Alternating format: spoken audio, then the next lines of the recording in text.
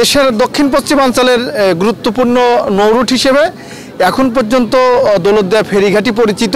আজকে হঠাৎ করে দৌলতদিয়া ফেরিঘাটে এই দৌলতদিয়া প্রান্তে যাত্রীদের ভোগান্তি হচ্ছে। আমরা যদি ভোগান্তির কথা বলি, যাত্রীদের সাথে কথা বলেছি, তারা বলেছেন 1.5 থেকে 2 ঘন্টা অথবা কোনো কোনো সময় তারও বেশি ভোগান্তি হচ্ছে।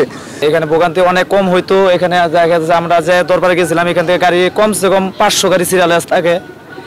একটা সেতুর জন্য হয়তো অর্ধেক গাড়ি হয়ে যায়, 250 গাড়ি। এখানে দেখা যাচ্ছে একটা ফেরি যায়, আবার প্রায় আধা ঘন্টা পরে আরেকটা ফেরি আসে। এইভাবে আমাদের লেটটা হয়ে যায়। এখন ভোগান্তি ভাই কি করবো, এটা তো আমাদের কিছু করার নাই। চন্দ্রবার আজকে কি হইলো, রসুল লেগে গাড়ি যাব এনে তো কোনো লোকজনই নাই। ফেরি ভিড়তেছে, আগে যেমন হইতেছে টিকিট গুলো চেক দিত, কারণ এটা নাইকা যার যে ইচ্ছা স্বাধীন গাড়ি ফেরি ভিড়তেছে, গাড়ি ঢুকাইতেছে।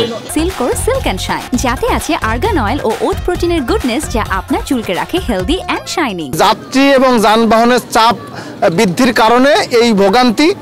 কি কারণে হঠাৎ করে এই যাত্রীবাহী বাসের চাপ, সেটি নিয়ে আমরা যাত্রীদের সাথে কথা বলেছি। তারা বলেছেন যে ফরিদপুরে একটি ওরস ছিল, সেই ওরস ফেরত বাসের কারণেই এখানে দীর্ঘ যানবাহনের সারি সৃষ্টি হয়েছে।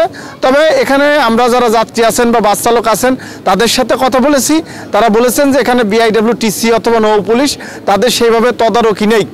দৌলতদিয়া পাটুরিয়া নৌ রুটে বেশ কিছু ফেরি চলাচল করলেও বিশেষ করে আমরা দেখেছি পাটুরিয়া প্রান্ত থেকে ফেরিগুলো ফাঁকা আসছে এবং এখান থেকে ফেরিগুলো লোড করে, অর্থাৎ যানবাহন দ্বারা ফেরিগুলো লোড করে তারপরে এখান থেকে পাটুরিয়ার উদ্দেশ্যে ছেড়ে যাচ্ছে। তবে আমরা যাত্রীদের সাথে কথা বলেছি, তারা বলেছেন যে যদি এখানে কর্তৃপক্ষের নজরদারি বেশি থাকতো সেক্ষেত্রে ভোগান্তির এটা আসলে কম হতো।